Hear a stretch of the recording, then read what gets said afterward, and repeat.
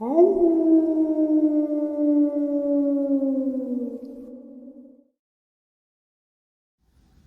greetings and salutations, folks. I hope everyone is doing well. Welcome to today's upload. Before we jump on into it, a couple quick links. As many of you may know, I rely on Patreon, PayPal, channel membership, and the merch to help the channel to continue to grow and go. Links to Patreon, PayPal, and channel membership is in the description below. Merch displayed directly under the video. Also, Dogman, Frightening Encounters, Volume 1 through 3, the audiobook versions. They were written and researched by Tom Lyons, narrated and produced by me, Jeff Nadolny. Those audiobooks are available on Audible, Amazon, and iTunes, links to which are also in the description as well. And finally, last but definitely not least, if you'd really like to help support this channel to continue to grow and go, simply subscribe. It does not cost a cent. Click that like button, takes half a second. If you don't want to miss out on any of the informative uploads that I put out daily, click the bell icon. And folks, please leave a comment and share the video. Why? Well, these things, they really do help this channel to continue to grow and go. They definitely do matter, and they are appreciated.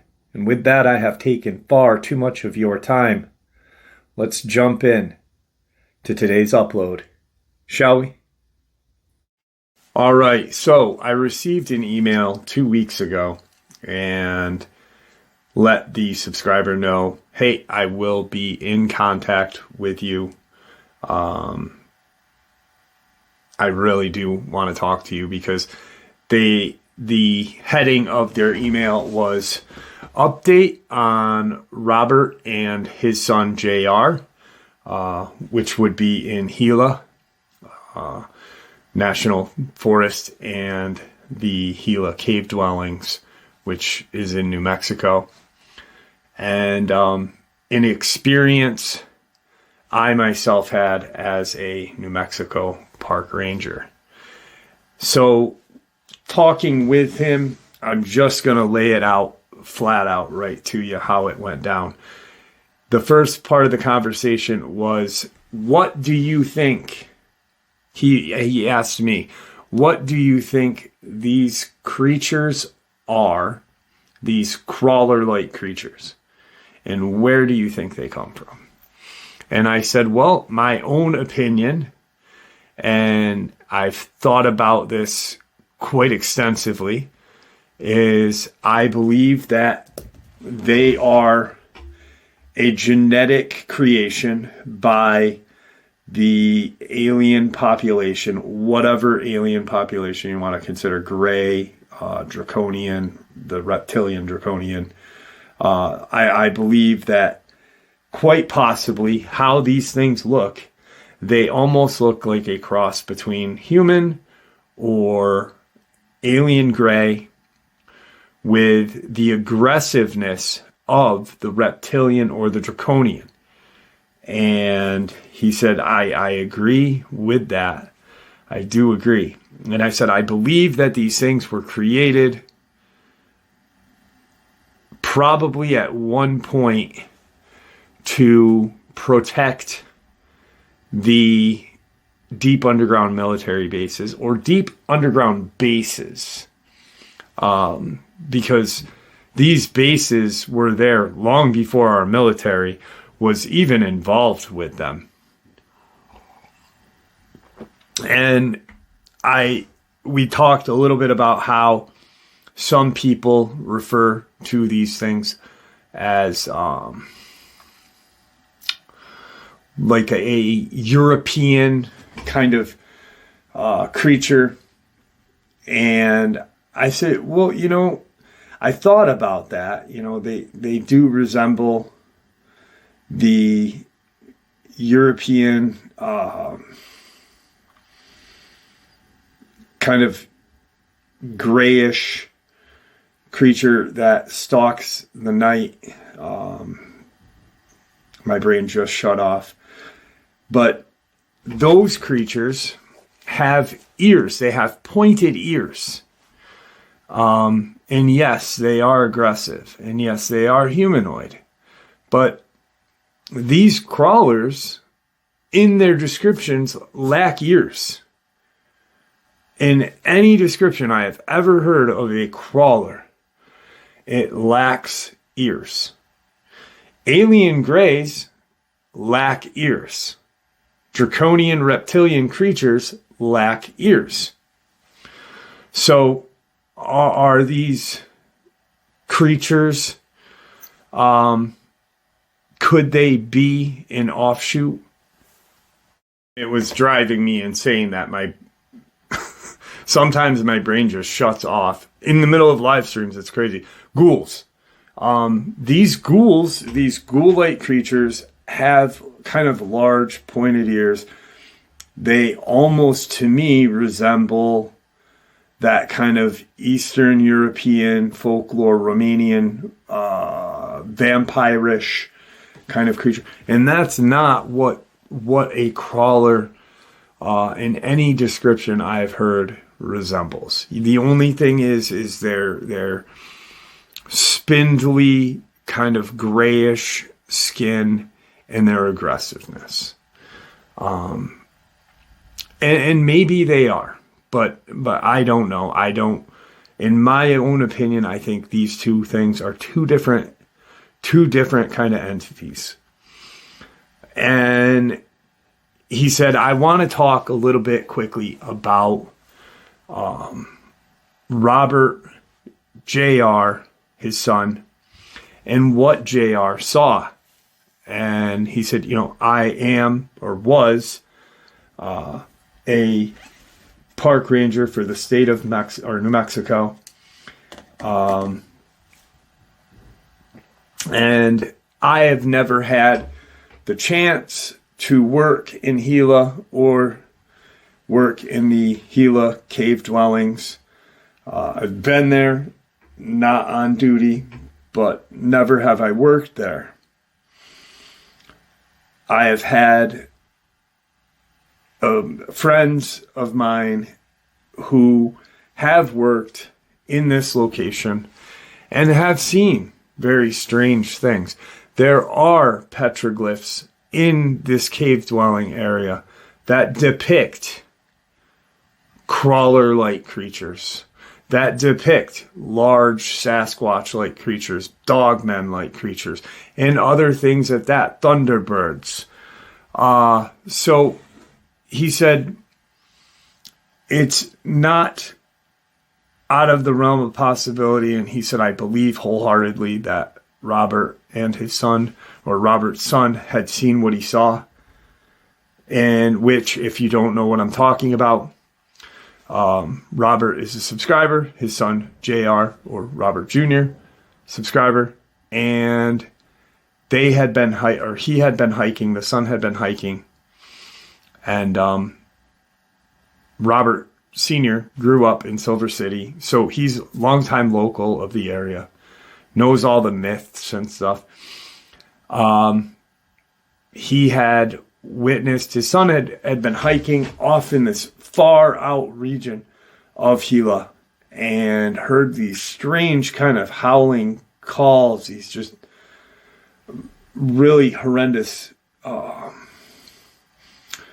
of howls of pain and shrieks of aggression. And he ends up coming onto the scene where he sees these crawler-like creatures coming out of this cave area in Gila, this small, kind of very small cave area, and multiple of these creatures are just going to town on a huge Dogman. And the Dogman did succumb to its injuries, but it also did take out a few of these crawlers. It just, in mass numbers, is how they got to take it down and eventually drag it underground into their lair. Now, that's another reason why I feel like these things have kind of a reptilian-like quality to them, is they immediately go into a burrow or some sort of underground chamber. Now, Junior had taken off after all this went down, and he could hear them in the trees. They weren't walking the ground, they were in the trees, jumping from limb to limb, using the trees to stalk him. So he gets home, he tells his dad this insane experience. His dad, longtime Silver City resident, had talked to a good friend of his that was in law enforcement. There's a mine that's outside of Silver City, and this law enforcement officer told him about how there were 2 security guards at this mine one night, and what they had heard was something that sounded like a baby or a child crying. They kind of turn on the spotlight, and they see a Dogman with what they thought was a child, a small naked child, running. And after they hit it with the spotlight, it kind of threw the crawler and started running towards this creek. As they're watching this, trying to figure out if that's a child or not, they see a few of these crawlers coming out of the wooded area where this Dogman and this younger, smaller crawler just came out of, chasing the Dogman and trying to figure out where he went. Then their focus is now on the 2 security guards and the lights, because now they are in their vehicle. They think this is a child, so they're going to go and help the child, but it's not. That's when they realize, oh shit, this is definitely not, a child. This is something far much deadlier. Luckily, both survive. And that was their run-in. They ended up contacting law enforcement and such. So he states to me that park rangers that he knows of have talked a little bit about seeing large Dogmen, large Bigfoot, small packs of Dogmen hunting in these Gila mountainous area. Along these kind of like rocky cliffs and stuff. Are they hunting these crawlers? Quite possibly. Some of the other rangers have seen these crawler creatures, and because they have to do kind of an assessment every year at the beginning to turn that into the National Park Society or whatever it is, the federal government. And so they're like up in the Adirondacks. They do cleanup right after winter's over. So all the trails are cleaned up, any debris, chainsawed, taken away. And then they're out, But he wholeheartedly believes, without a shadow of a doubt, because of things he's heard in that area, that Junior was telling the whole truth. And I said, well, okay, so why are you bringing up this? What do I think these crawlers are? And so excited and adamant about them being reptilian-like. And he said, well, because of my experience that I had at a place called Valles Caldera, which is just a little north of Santa Fe, New Mexico, but right kind of under Dulce and the reservation that's right there.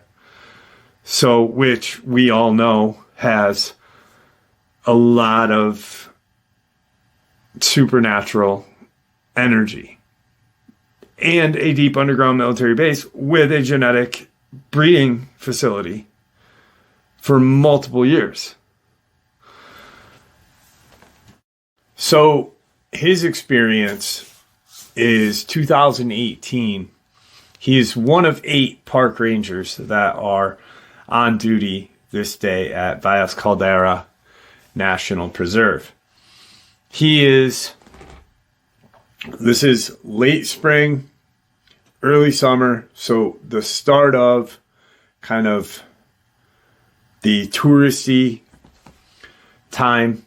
He is in the Valles Caldera Ranger Station catching up on paperwork because he's in a time crunch to submit his paperwork to the National Park Services and such.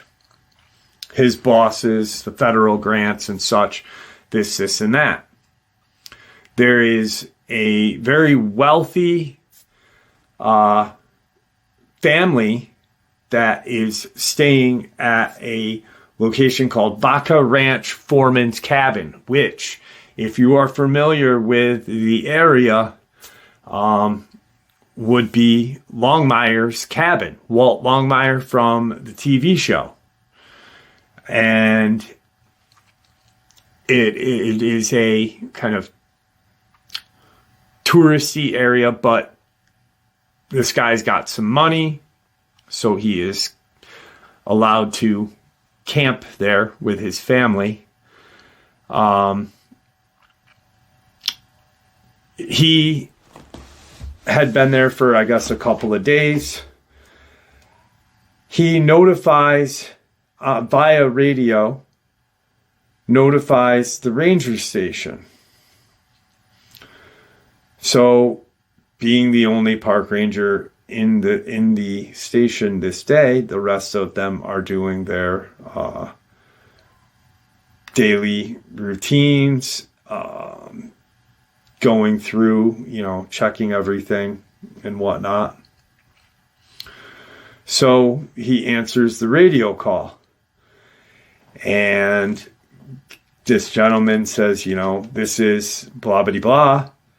We're up at the Vaca Ranch. And he says, yeah, hey, how are you? I hope everything's going well. He said, yeah, everything's been good, except for what we've heard late last night and into a little bit of today. My kids are terrified and want to leave. And I figured I'd let the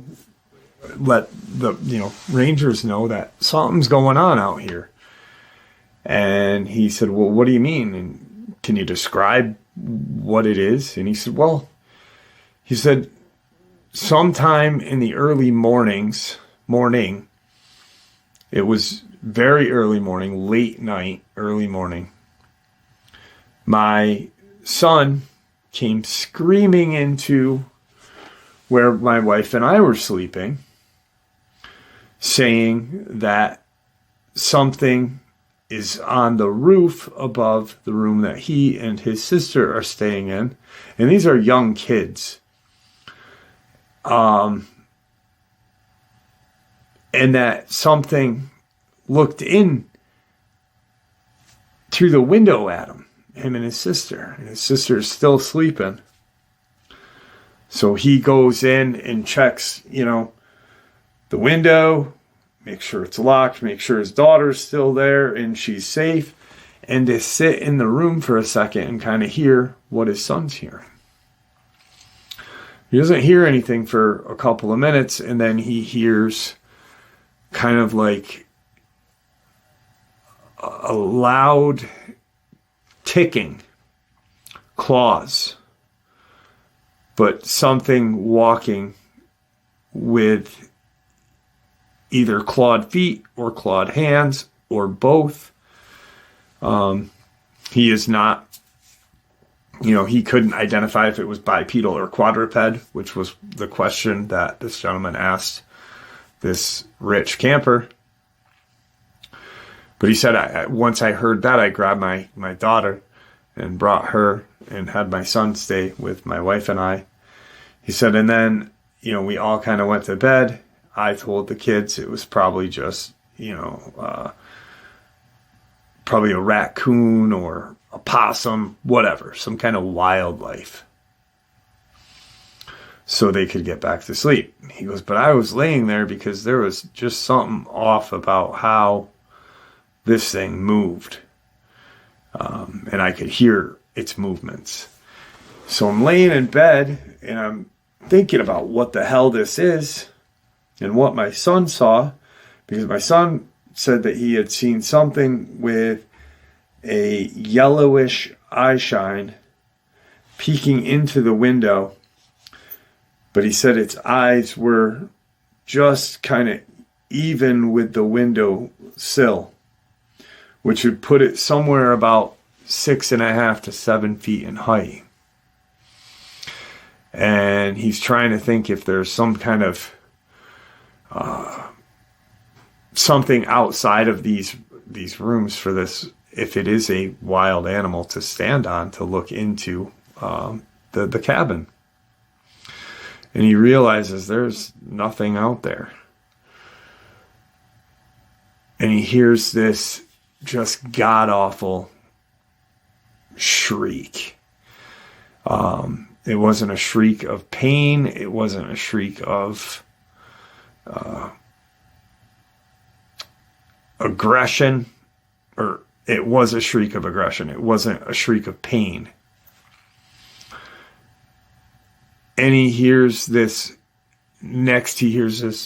deep, guttural, kind of drawn out roar that didn't sound like any kind of animal he's ever heard. And all he could get any kind of sense of is if these are two animals or multiple animals fighting, the higher pitched shriek animal is definitely winning the battle. So the ranger says, I'll be out shortly. And as the crow flies, it's only about a 5 mile trip. So he's like, all right. He gets his work pretty much caught up. Only takes him 10, 15 more minutes. And he jumps into the side-by-side and starts heading toward the Baca Ranch foreman's cabin. He gets there. The kids are outside. The wife is outside. The kids are super excited to see a park ranger pull up. And, they're talking to him, this and that. The husband comes off the side of the, kind of out from the back area, tells his wife, take the kids in. Let me figure out what's going on tonight, yada, yada. And she takes the kids in, and they go out behind this cabin. And they're staring out into the woods. It's a very remote, vast part of this area. And an area where a kind of small summit or peak or whatever you want to call it is out there. Redondo Peak, which from his location right here would be another 3 miles, maybe. And he said it's somewhere out in those woods. He said it doesn't seem like it's right on top of us, but when I heard it and my wife heard something this morning, it felt like it was right there. So shortly after being there, he hears that noise. And he looks at the husband, and the husband nods. And it's that high-pitched kind of shrieking, just really loud shriek. But it's an aggressive. The husband says, "Is that a mountain lion?" And the ranger kind of thinks in his head, and he says to himself, I thought about this, and he said, I lied to the guy. He said, I think it is. I think quite possibly it is. And that's probably what was peering through the windowsill or the window of your kid's room. Maybe you should get inside. I'm going to get a couple other rangers here. And we're going to take a walk and see, maybe it's hurt. And then shortly thereafter, he keeps hearing that noise, this high-pitched kind of shrilly shriek.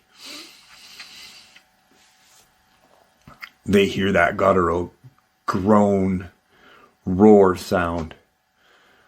And he looks at the guy and he says, I don't know what that is, but maybe it's a bear. And he said, maybe, being that it's spring, quite possibly it is a bear and a mountain lion. They both got young. They're both trying to protect their young. Maybe they're, having some sort of brawl. And the husband goes in. He goes back to his side-by-side. And he radios the rest of the 7 other rangers that are working that day. And out of the 7, none are in the immediate area. None. They are all 10, 15 miles in any direction of where this Baca Ranch is.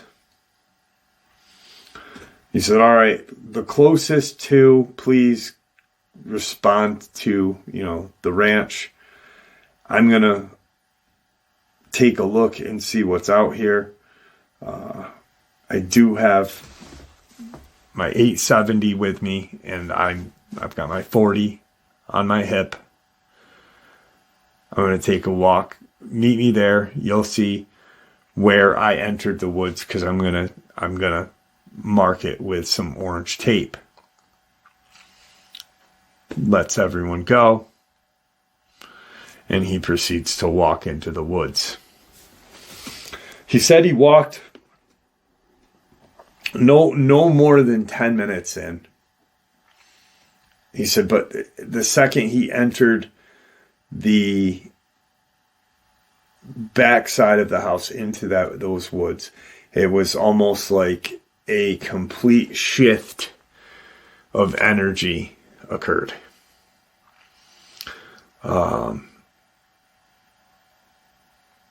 Like at this point, he was the hunted, which really scared him quite a bit. And he continued to, walk out. He hears a couple more shrills, but nothing more. But he feels like he's being watched.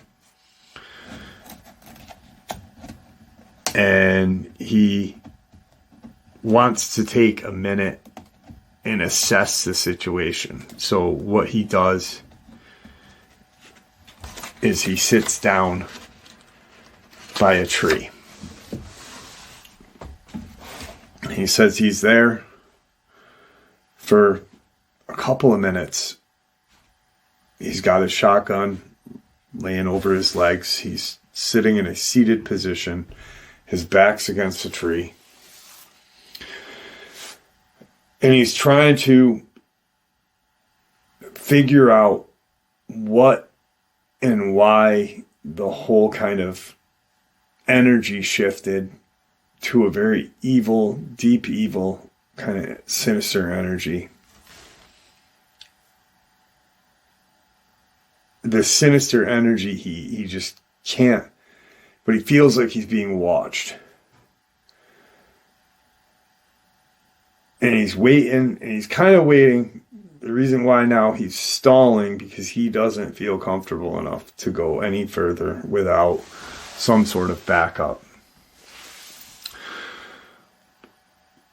At that point, he hears something off in the distance, but fairly close,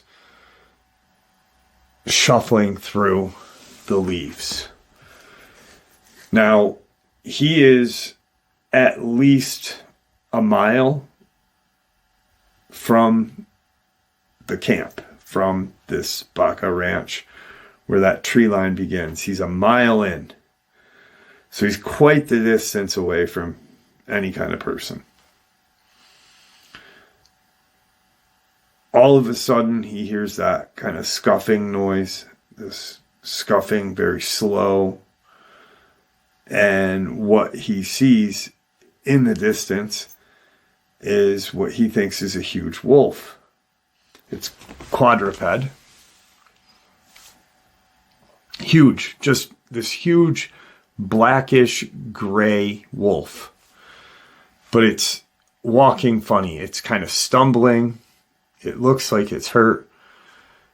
And he's now kind of leaned against the tree, kind of looking like, what in the hell? That's the biggest, wolf I have ever seen. And he's like, I don't recall, any wolves that big in New Mexico. He said, this thing's a monster. The creature does not see him because he's got that distance away from it. And all of a sudden, he stands up, this Dogman, facing the way he just came. Getting this aggressive kind of stance, like his last stand. And he then is watching this like, what in the hell is going to come out? Is it going to be a bear? Is he fighting a bear? What is going on? All of a sudden he sees what is making those shrilly noises. And he said there was 3 of these bipedal, kind of not any kind of resemblance to a crawler other than maybe its aggressiveness. But there are 3 of these reptilian humanoids that are running very rapidly through the woods. He said it looked very similar to what the raptor, how the raptor ran through the woods hunting everything. But this, it's insane. He's like, what in the hell? I can't figure out what I'm looking at. It's running like a goddamn velociraptor, but obviously there's no raptors here. So obviously after this incident is when he put 2 and 2 together that, these things were running predatory like a raptor, stalking this large bipedal wolf. Completely out of his mind with like, what am I witnessing? As he's watching this transpire in front of his eyes, he realizes that this creature, this Dogman, the Dogman, is wounded already. And these things are, it seemed to him that they were tracking him. They were tracking the Dogman because how they were running, they had their kind of face down at an angle, but their eyes were like, he could see their eyes, but their nose was down. So they were smelling, hearing, and visualizing this whole tracking, this whole hunt. When these three creatures, which were dwarfed by this Dogman, he said it was massive. These three creatures and this Dogman collided. He said the shrieks, that high-pitched shrill, the aggressive shrill, and that guttural kind of growling noise. Now he is seeing what is causing this noise. And obviously this is not the first time these creatures have met, because the night before, the rich camper who was staying in this exclusive cabin had heard it. He heard it with the camper. He heard it while in the woods. And now he's witnessing what's going on. And in his head, he's like, do I run? Do I get out of here? If I don't leave, am I going to be able to leave if these creatures take out this monstrous wolf creature? Werewolf. In his head, he's thinking werewolf. That was literally what came to mind. Is that a fucking werewolf? These reptilian-like creatures, his description, 5.5 to 6 feet in height, with like a greenish yellow color to their skin, a short tail, no longer than a foot long. It was not touching the ground. It was not, and it was more or less, he watched them use it as like a rudder to control their balance, and how they used it during this fight. Their eyes were a yellowish color. The Dogman was a grayish black, massive 7.5 to 8 feet in height. He said if I had to guess its weight, I would say 600 to 700 pounds. It was huge. He said, I've heard people talk about them being athletic, and, you know, the movies, the Van Helsing, the Underworld Dogman. He said this thing's muscles were just enormous, and it wasn't rippling muscles. It just looked like a solid kind of massive muscle, like compact, all in one, but it was huge. When they collide, he hears the noise, and he watches what is happening as he's thinking, if these things win, how am I going to be able to get out of here before they catch me? Because obviously they're faster than me. If they don't win and that big monstrous werewolf thing wins, it can catch me too, even though it's hurt. Because you can already see blood coming out of like its sides of its back and such. He starts to kind of backtrack very quietly. But he keeps stopping and watching, because it is something that none of us, I've never seen. I'm hoping that none of you guys have ever seen this, because it'd be just massive PTSD. He said when they hit and they fought, it wasn't how he expected. He expected this Dogman to just start grabbing him and throwing him. He said, but that was not what happened. He said the Dogman would swipe, but these creatures would almost kind of run up the side of a tree with their like clawed feet and jump and slice at this Dogman and then jump away. Like these just like quick tactics. And they would run up the creature and like cleats just into its body. And every time these creatures hit it, it made this kind of howl. He said, I felt bad for this thing. He said, because it was, the way it looked, it was furry. It resembled a dog. But I know deep down inside that if these things weren't here and it was just me and him, I would be on its, course of menu or whatever. He said, as these things are taking this Dogman apart, like just cut by cut, whittle by whittle, it's howling, it's bleeding.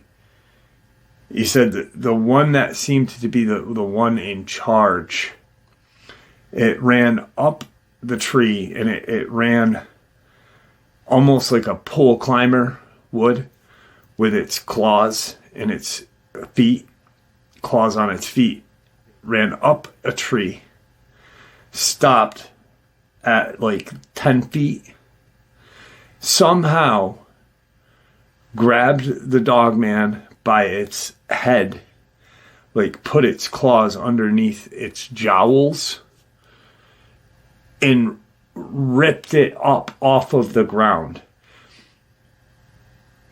He said by the way these things looked, you would never imagine how strong it was. This creature weighed 600 to 700 pounds.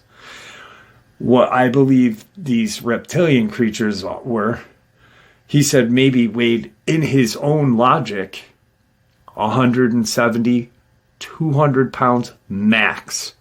Max. But they were manhandling this Dogman. It gets it by its jowls, it's underneath its jowls, and just rips it off of the ground. It's making this howling, gargling noise. Pain, anger.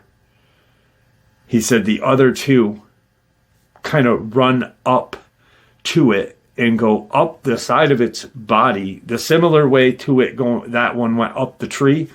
It went up the body, turned, and with its claw, sliced it open. He heard that it was almost, he said, it was almost like a battery dying. You heard the howl, and then the howl kind of done. Blood everywhere. And they went up into the tree with it. He turned and started running as fast as he could.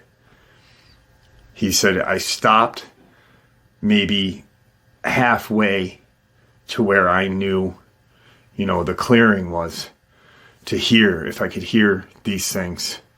He said, because at that moment, I knew if they were following me, that I couldn't bring them back to where my side-by-side was parked, because my side-by-side was parked at the Baca Ranch, where that family is.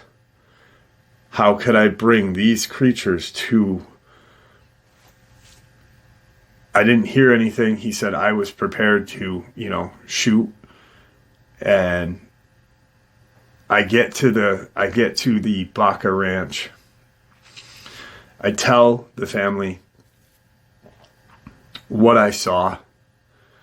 And the father was out back, kind of by the tree line, but not in the woods. You could see fear and, because he heard the noises. And then here he comes, the park ranger comes running out of the woods. He said, listen, you need to go. There is a mountain lion out here. We need to take care of it. Your family is not safe in this location. Figure it out with, whoever you contacted to get accessibility to this cabin, but you cannot be here right now. Your family is not safe. One, you are far away from the ranger station it's going to take us time to get to you if anything happens to you or your children or your wife. When we know it's clear, make your arrangements with whoever you are in contact with. And he contacts his other two park rangers that were supposed to be on their way. They're a couple of minutes away. Both of them had things that they were dealing with. The other 5 other rangers, because there were 8 on that day, including himself, the other 5 were all the way on the other side of the park.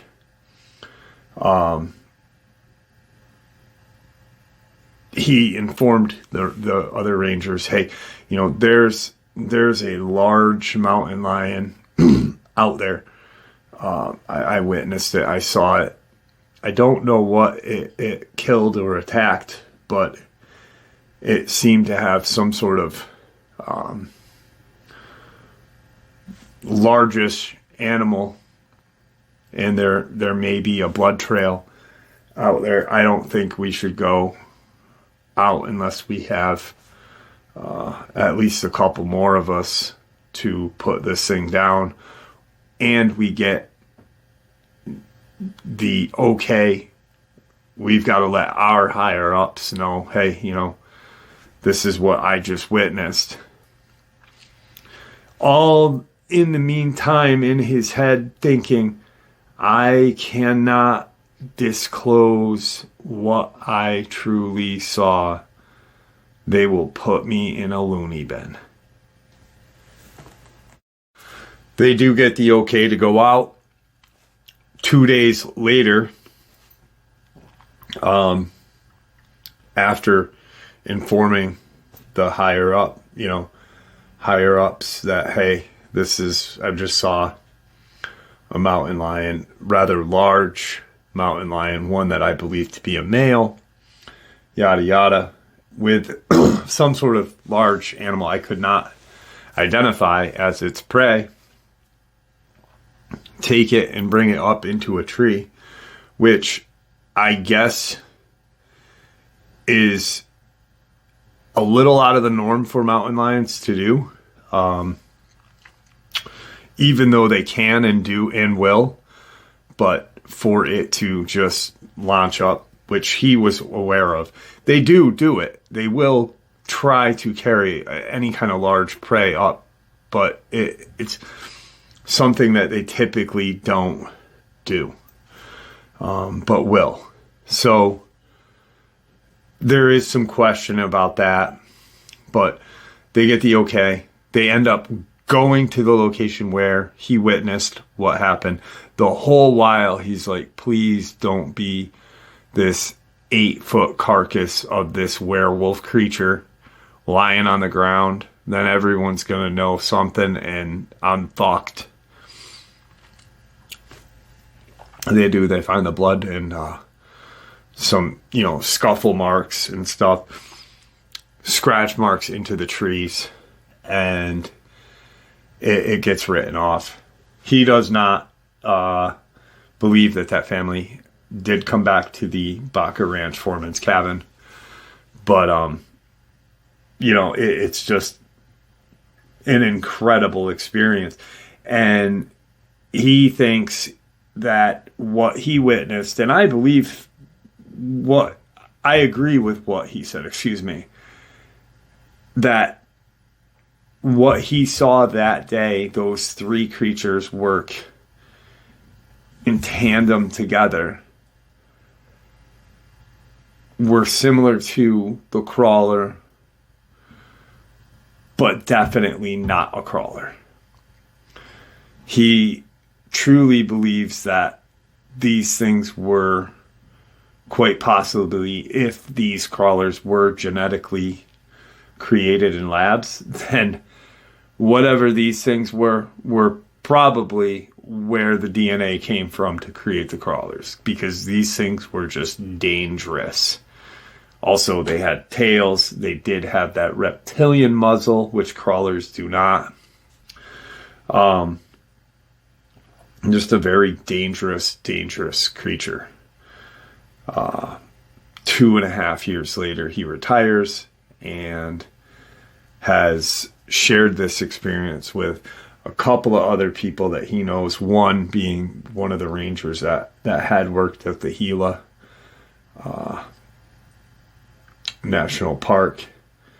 But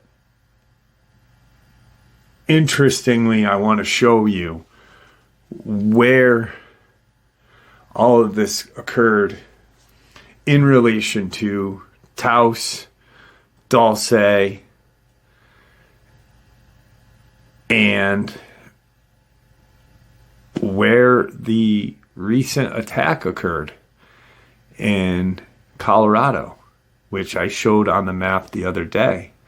So let's check this out. And this is real scary, that the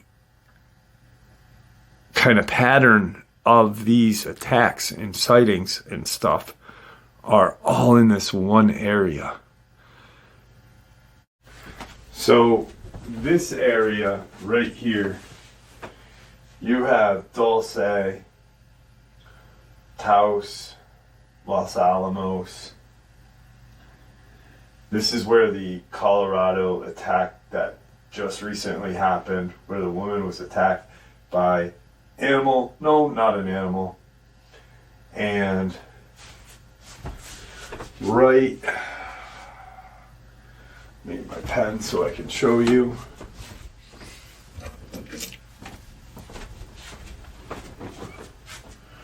Right here is where this incident happened. So how in this generalized area, you got Dulce, it's right here. Is there a gigantic deep underground military base right here bordering Colorado, going into Colorado, going into New Mexico, just this huge mass of alien kind of whatever?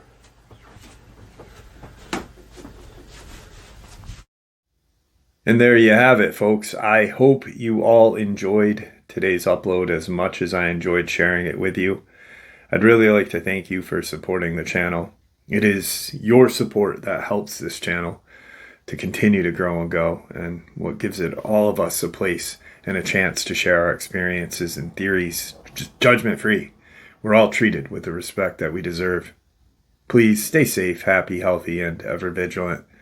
Keeping an eye on our children, pets, family, and our friends. These creatures are real. These events have happened. Share this information with those you love and care about, and it may just help save their lives someday.